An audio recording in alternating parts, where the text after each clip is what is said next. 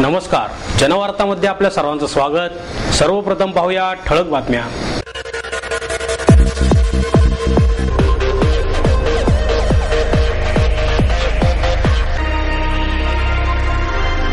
निसर्गाशी रममाण होणे हेच खरे अध्यात्म आहे, ज्येष्ठ सामाजिक कार्यकर्ते डॉक्टर अनिल अवचट यांचं मत।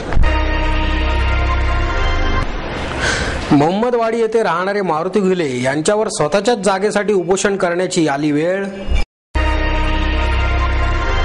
सचिनचे खडे बोल चमत्कार करतील, माजी कसोटीपटू चंदू बोर्डे यांचा विश्वास। आणि मराठी साहित्य क्षेत्राला स्वतःची लेखनशैली देणारे सिद्धहस्त लेखक दमा मिरासदार यांची 18 पुस्तके नव्या निर्मिती मूल्यांसह साहित्याच्या दालनात पुन्हा प्रवेशणार। निसर्गाशी रममाण होणे हेच खरे अध्यात्म आहे, असे मत ज्येष्ठ सामाजिक कार्यकर्ते डॉक्टर अनिल अवचट यांनी व्यक्त केले। नेचर वॉकच्या वतीने पक्षीप्रेमी किरण पुरंदरे यांच्या 50व्या वाढदिवसानिमित्त आयोजित कार्यक्रमामध्ये डॉक्टर अवचट बोलत होते। यावेळी सुप्रसिद्ध शास्त्रीय गायक पंडित संजीव अभ्यंकर, वनस्पती तज्ञ श्रीधर महाजन, आकाशवाणी पुणेच्या माजी संचालिका उषप्रभा पागे, कात्रज सर्पोद्यानाचे संचालक नीलम कुमार खैरे आदी उपस्थित होते। अवचट म्हणाले, निसर्ग आपण नष्ट करत आहोत आणि आपल्यामधील काही जण तो वाचवण्यासाठी कसोशीने प्रयत्न करीत असतात। त्यातही ही मोहीम किरण पुरंदरे आणि इतर पुणेकर मोठ्या जोमाने करत आहेत। निसर्ग अभ्यासक आज चालते बोलते विद्यापीठ बनले आहेत आणि हेच खरे पुण्याचे वैभव आहे।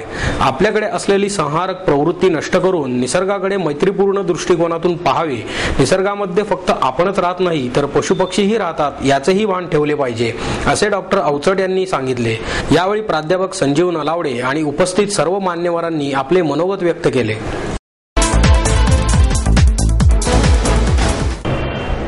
मोहम्मदवाडी येथे राहणारे मारुती घुले यांना स्वतःच्याच जागेसाठी उपोषण करण्याची वेळ आली आहे। 69 वर्षांचे घुले गेले 3 दिवस जिल्हाधिकारी कचेरीसमोर उपोषणास बसले असून कोणालाही त्यांच्याकडे लक्ष द्यायला वेळ नाही। मारुती घुले यांची मोहम्मदवाडी येथे वडिलोपार्जित 37 गुंठे जागा आहे। त्यांच्या नातलगांमध्ये वाटणी करून ही जागा त्यांच्या वाट्याला आली आहे। बाकीच्या लोकांनी आपापली जागा विकून टाकली असून पुन्हा मारुती घुले यांच्या मालकीच्या जागेवर हक्क सांगून त्यांना दमदाटी करण्यास सुरुवात केली आहे। यासाठी दररोज त्यांना शिवीगाळ करण्यात येतो। याशिवाय एकदा त्यांच्या डोळ्यात मिरची पूड टाकून त्यांना मारहाणही करण्यात आली। याशिवाय त्यांच्या मुलावर गोळीबारही करण्यात आला। त्यांच्यावर अन्याय करणाऱ्यांमध्ये त्यांच्याच जवळच्या नातेवाईकांचा सहभाग आहे, ही दुर्दैवाची बाब आहे। नातलगांचा त्रास कमी की काय म्हणून पोलिसही त्यांना न्याय देऊ शकत नाहीत। अनेक वेळा तक्रारी करूनही पोलीस काहीही कारवाई करत नाहीत, अशी तक्रार घुले यांचे चिरंजीव अमोल घुले यांनी पत्रकार परिषदेत केली। या संदर्भात जवळपास 25 वेळा पोलिसात तक्रार केल्याचे त्यांनी सांगितले। काही वर्षांपासून स्वतःच्या जागेत जाण्यासाठीचा रस्ताच दगड टाकून या गुंडांनी बंद केला आहे, असेही ते म्हणाले। पोलीस आणि नातलगांच्या छळाला कंटाळून मारुती घुले हे उपोषणास बसले, परंतु प्रशासकीय अधिकाऱ्यांनी तुमच्या उपोषणाचा काहीच फायदा होणार नाही, त्यामुळे तुम्ही उपोषण सोडा, असा धमकीवजा इशारा दिल्याचे घुले यांनी सांगितले।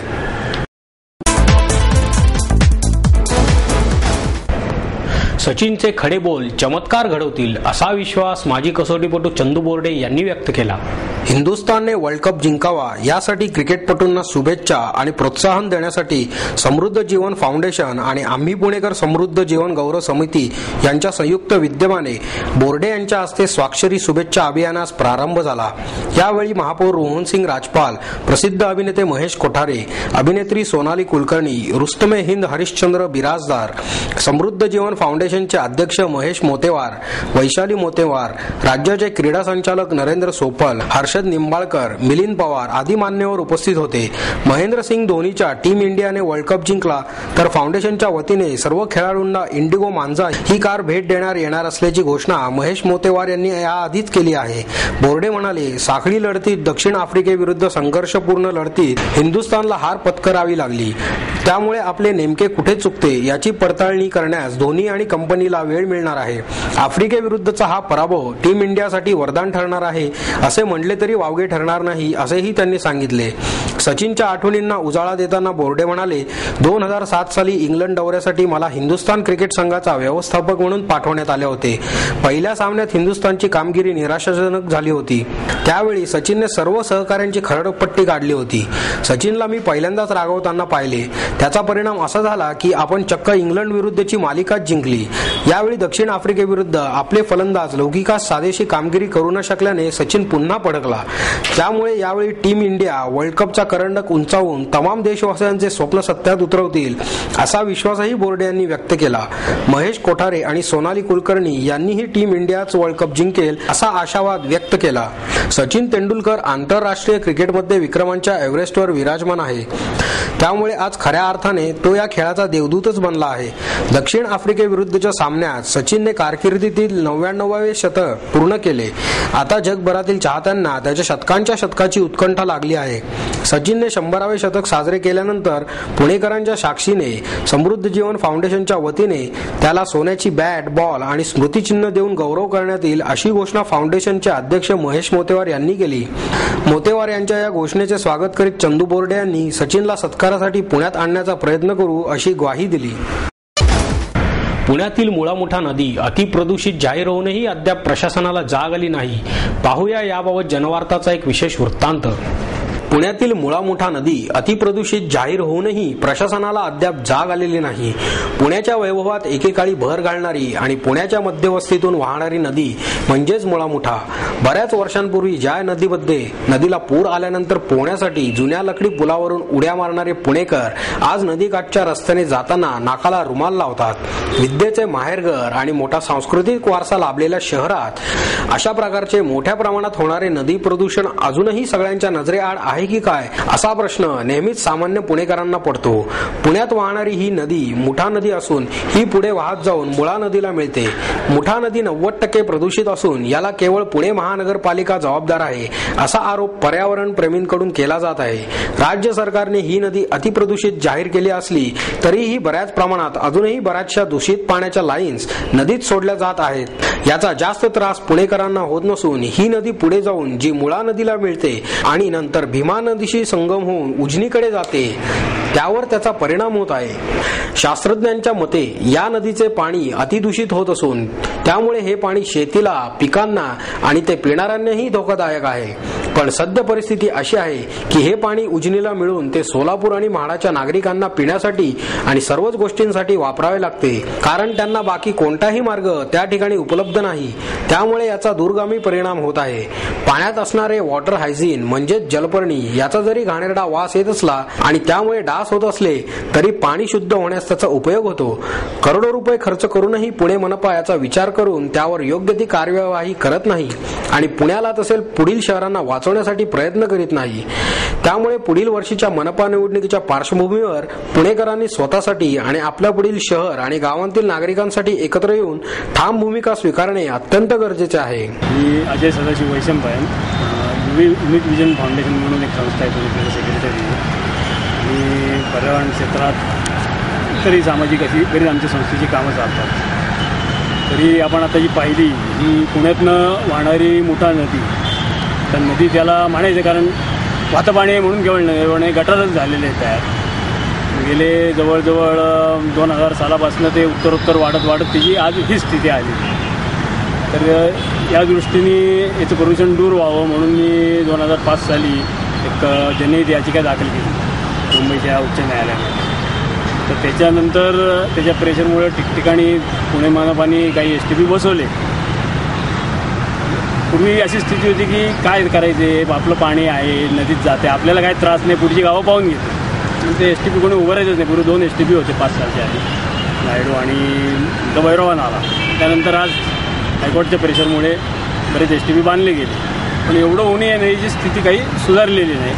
म्हणून मग त्याचा शोध घेताना आम्हाला असं कळलं की हे जे STP बांधलेले ते मुळामध्ये आता कसे बांधलेत, काय बांधले हा वेगळा भाग आहे. म्हणजे तिची कधी यंत्रसामुग्री आतमध्ये काय आहे किंवा काय, परंतु हे प्रत्यक्षात समजा एखाद्याचं 30 MLD दररोजचं पाणी शुद्ध करण्याची जी कॅपॅसिटी आहे, MLD याचा अर्थ मिलियन लिटर पर डे, दशलक्ष लिटर.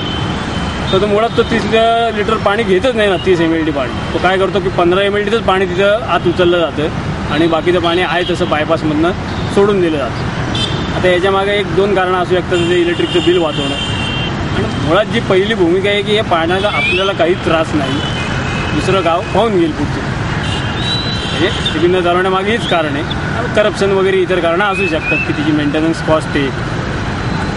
समजा एका एसटीपीची 25-30 लाख 40 लाख रुपये वर्षाची मेंटेनन्स कॉस्ट असते, त्यातलं 20 लाखच खर्च झाला तर 20 लाखाचं काय होत असेल ते तुम्ही जाणू शकता. तर नदीचं प्रदूषण जे आहे ते एवढं मोठं सिव्हिअर आहे की ही नदी जवळजवळ 45 किलोमीटर वाहते पुढे काय. 45 किलोमीटर वाहून सुद्धा या पाण्याचा कलर असाच दिसतो. हे आज पुण्याच्या पुढे 45 किलोमीटर म्हणजे भीमेला मिळते, पहिली मुळेला मिळते. मुळा नदीचं पाणी आपल्यापेक्षा चांगलं आहे मुठा नदीपेक्षा. याच्यात कधीतरी बकरी पाणी पिताना दिसते, थोडीशी मासेमारी दिसते, पण याच्यात तर पाय टाकायची सोय नाही राहिलेली. रात्रीच्या वेळी तर गटाराचा वास येतो पुलावर नाही गेल्यावर. आणि प्रदूषणाची सर्वोच्च स्थिती याला A4 स्टँडर्ड म्हणतात तिची झालेली दिवसेदिवस वाढत राहणार असं चिन्ह दिसते. म्हणजे पैसे आता खर्च केले या केसमुळं या लोकांनी हे विनाकारण खर्च आले. असं जर एसटीपी वरून जर नदीची अशी स्थिती राहत असेल तर पुणेकरांनी याची दखल घ्यायला पाहिजे. नैतिक जबाबदारी आहे की आपला त्रास लोकांना देऊ नये. आपण नेहमी पाहतो जीवनामध्ये. एवढं जर पुण्याने आपली भूमिका म्हणजे निभावली पुणेकरांनी, पुणे प्रशासन पैसे खर्चाचं काम हे करतच असतं. तर आता गोष्ट अशी आहे, याला दुसरं एक मोठं महत्त्वाचं कारण असं आहे की पुणेकर काय झालेले आहे की पुण्यामध्ये जवळजवळ आपण 1400 MLD दररोज पाणी वापरतो, म्हणजे जसे 100 लिटर. परंतु आज JNMRचे जवाहरलाल नेहरू योजनेचे पैसे देताना केंद्र सरकारने यांना काय सांगितलेलं आहे की तुम्ही म्हणजे 1400 MLD दररोज माणशी 280 लिटर एवढं पाणी आपल्याला दिलं जातं. तर केंद्र सरकारने यांना सांगितलेलं आहे की तुम्ही 135 लिटर पाणी द्यायला पाहिजे, फार पाणी देता, हे दिलं तर आम्ही तुम्हाला पैसे देऊ. आता हे पैसे मिळवण्यासाठी लोक काय करतात की 1400 MLDच्या मुळामध्ये ते दाखवतात आम्ही 1000 किंवा 900 MLDच पाणी उचलतो खडकवासला धरणातनं. त्यातनं परत येताना म्हणायचं की गळती आहे 40%, आणि गळती होऊन मग फायर ब्रिगेडला एवढं पाणी दिलं तर टाकीत व्हायला पाणी वापरलं जातं आणि मग लोकांपर्यंत ते 135 लिटर 150 लिटरच पोचतं. मग आता हे पाणी जो वापर कमी दाखवला आहे एकदा की पाणी जेवढं आपण वापरतो त्याच्या 90% सिवेज जनरेशन झालं, तेही 80% जातात. मग 900चं कसं तरी करत ते शेवटी सिवेज जनरेशन जे ॲक्च्युअल 1200 MLD आहे ते 750 MLD कागदोपत्री दाखवतात. म्हणजे उद्या जरी खरोखरी यांनी STP चालवले, बांधले प्रत्येक थेंब पाण्यासाठी, पण ते कागदोपत्रीच बांधणार ना, तरी शेवटी 500-600 MLD म्हणजे जवळजवळ निम्म्याहून तसंच पाणी या नदीत असंच जाणार. प्रथम पुणे कॉर्पोरेशननी ते JNMRचा छंद सोडून आपलं जो पाणी वापर आहे तो निश्चित केला पाहिजे, म्हणजे यांचं सिवेज जनरेशन निश्चित होईल. त्याचप्रमाणे STP प्रामाणिकपणे चालवले पाहिजेत, त्याला नदीच्या याच्यात काहीतरी दिसणार आहे. आज नदीची स्थिती अशी आहे की सगळं याचं जलजीवन उद्ध्वस्त झालेलं आहे. नदीत कुठलेही शुद्ध पाण्यात वावरणारी जीवाणू दिसत नाही, मासे लांब राहिले. जे काही कीटक आहेत ते 0 ऑक्सिजनच्या खाली वावरतात ते आहेत. कुठलीही शुद्ध पाण्यात वावरणारी वनस्पती या नदीत उगवत नाही.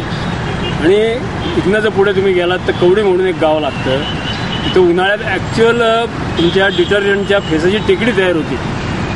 तर आता पुणेकरांचा वापर आहे, पण पुणेकर पैसे देतात की STP ते पाणी शुद्ध करायला पाहिजे. मी असं म्हणत नाही की पुणेकरांनी उद्या कपडेच धुवू नये, पण एक प्रकार सांगितला आम्ही. महिला पाणी तर थेट सोडलं जाते या नदीमध्ये, STPत नाही सोडलं जाते. म्हणून मी याने आमची एक उच्च न्यायालयाच्या निर्देशानुसार एक मिटिंग झाली होती.